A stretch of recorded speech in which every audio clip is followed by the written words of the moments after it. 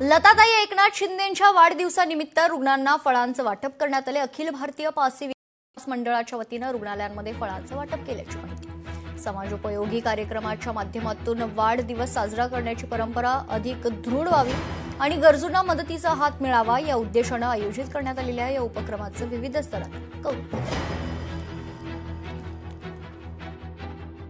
अखिल भारतीय पासी समाज आयोजित आज आम्हा सर्व शिवसैनिकांचे माय माऊली मायाची सावली माता आदरणीय लताताई शिंदे यांच्या वाढदिवसानिमित्त अखिल भारतीय पासी समाजातर्फे Kalwa hospital, civil hospital, Gangubai hospital या सर्व हॉस्पिटल रुग्णवाहिकांना सर्व रुग्णांना फल वाटपचा कार्यक्रम आयोजित करण्यात आलेला आहे।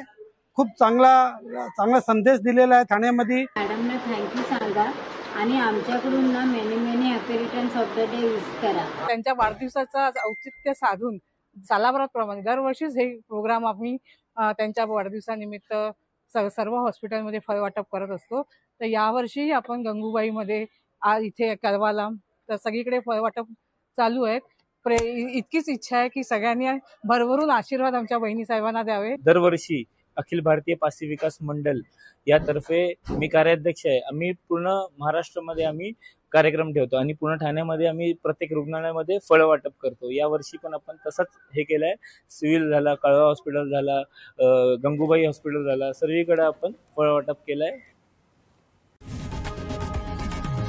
लोकशाही मराठी ऐका, पहा, जागरूक रहा।